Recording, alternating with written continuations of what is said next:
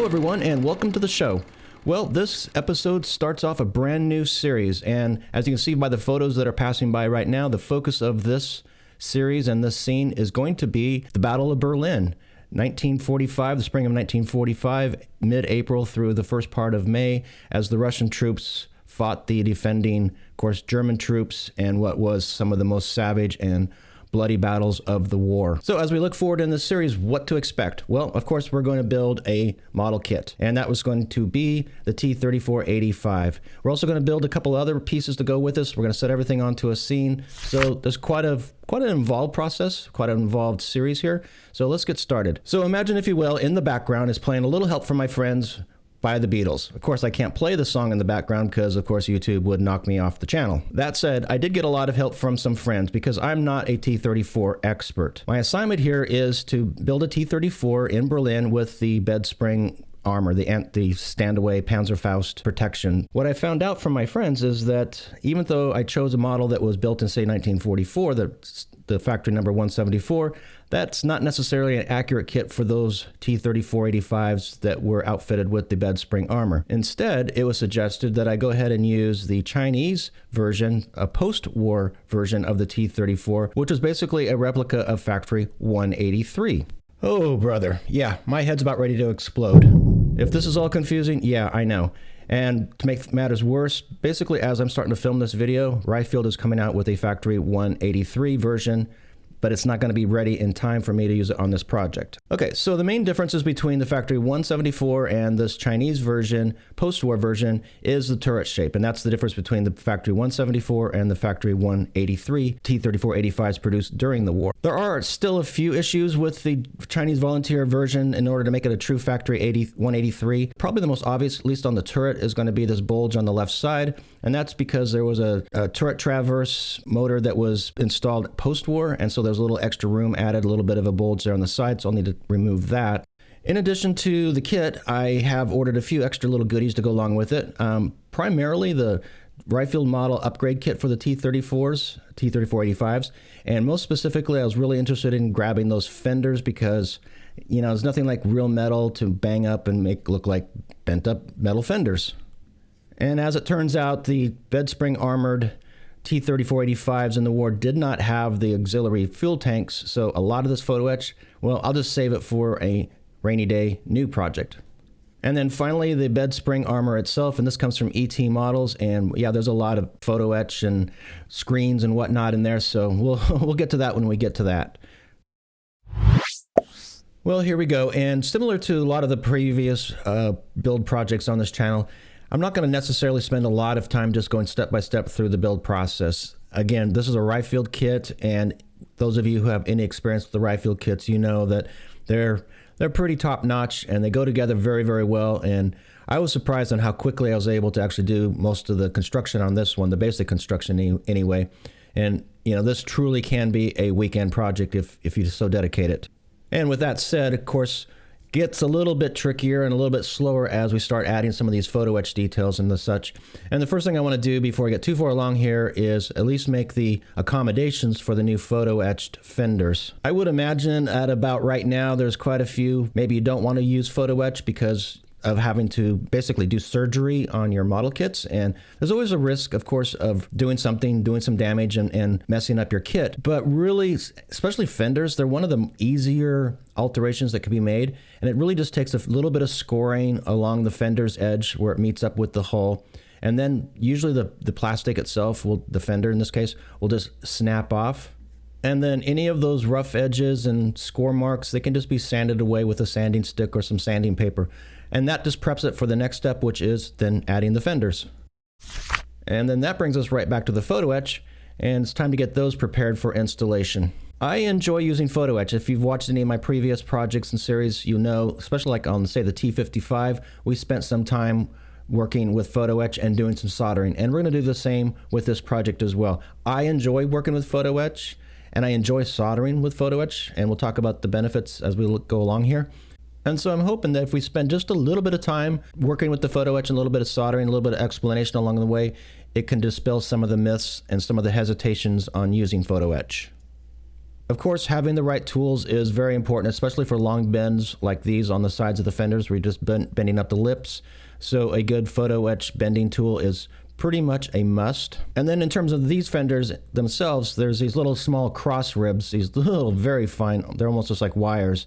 They'll go laterally or horizontally across the fenders. These could be, in any other situation, or any situation really, these could be super glued in place, but I'm going to choose to solder them because I want the strength and the durability that the soldering will allow. And that way I can twist up the fenders a little bit, put some damage in it without having to worry about the fenders or these little cross pieces just popping off the fenders. The tools that I like to use for soldering are flux paste. That's what heats up and sizzles and melts the solder. And then in order to maintain the solder itself into a very limited amount of material that's applied to the surface, what I like to do is just cut off small little pieces or small little chips, and then I'll just touch those next to where I want the parts to be, and it very much limits the amount of extra cleanup that I need to do. There's extra solder that's in places where I don't really want it. I know that probably didn't make a lot of sense, so let's just do it, and I'll try to describe it as it goes along, and I think it'll make sense then. So first thing I do is add just a little bit of flux onto the part exactly where I want the part to be applied to this piece. So these are those little cross ribs, and they're going to go right there in that little section. I add a little bit of that solder, one of those little chips right there in the center, and then I have that little support rib, and yeah, it's really small, and so a little bit of flux on that as well, and then just apply that to the fender at the location where I want everything to be married together. And yeah, this is small, so this one's a little bit fiddly, I will admit. And then just apply the heat right there next to it on the solder, on the fender. The flux starts to sizzle, the solder melts, and you have a good join. It's really just that easy. Now, because I just used a little minimal amount of solder, there's not a lot of cleanup that I need to do, but there's always a little bit of unevenness or a little bit of ridges here and there. And I've found that these little fiberglass pins are just a game changer. It's one of those tools that you don't know that you need until you try it, and then you'll find out, oh, this is so damn handy, and it really makes quick work of cleaning up any of the excess solder around your joints. Well, let's try this one more time. This time we'll use some of those stowage boxes that get placed on the fenders. Again, using the bending tool to get some nice crisp bends on the photo etch itself. Again, this could be one of those parts that might be able to be held in place, the corners and such, with super glue. But if you want to add dents and dings and things like that, you're always risking breaking those joints open with the super glue. They just crack open. So this is where soldering becomes super handy. Once again, a little bit of flux along the ridge line on the interior side. I'm just placing a few of those little solder chips here and there. And the boxes are a little bit different because they're a little bit tougher to get your soldering iron in there, at least the one I have. It's just, it's not a very fancy one at all, so it's got a fairly big tip on it. And what I found over time is that if you add a little bit of flux to the exterior side and then run your hot iron across, well, it melts the solder that's sitting there right on the inside and fills that gap, and then you have a perfectly nice soldered joint between those parts. And as you can see, you can press on it and it's nice and sturdy. And since these are just really nice and flat exterior surfaces, just a few quick wipes with a sanding stick is all that's needed to clean up any excess solder.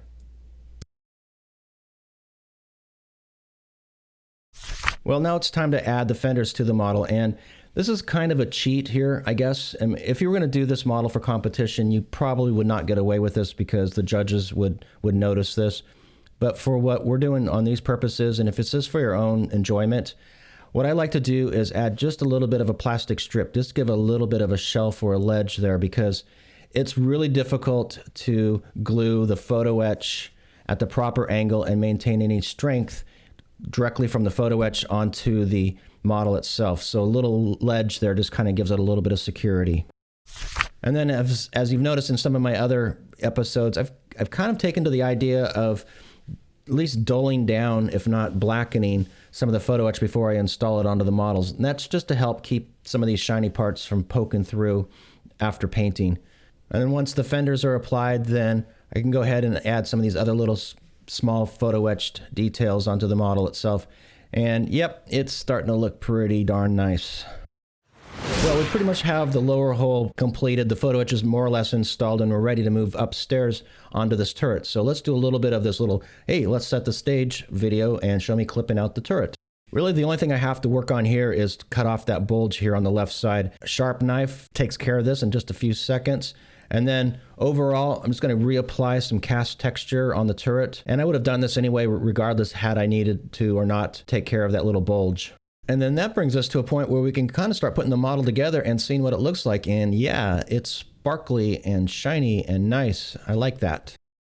But before I put away all my bending tools, I need to make sure I've got all that bed spring armor taken care of as well. And there's a lot of these little guys, and they, quite frankly, these are a little bit fragile because of that mesh, the screens on the center. So a little bit of care has to be taken when you try to make these bends here on the edges. Again, this is where using a photo-etch bending tool is going to come in very, very handy. Again, one of these tools where until you have one, you didn't realize how much you need one. You can probably notice that this tool is pretty handy the way I have it set up at the moment. I've done a few of these bed springs before, so I've got a long edge where I can do the longer edge of the bed spring, and then I've got a shorter tool here on the edge, on the corner here, and that allows me to make the secondary bend.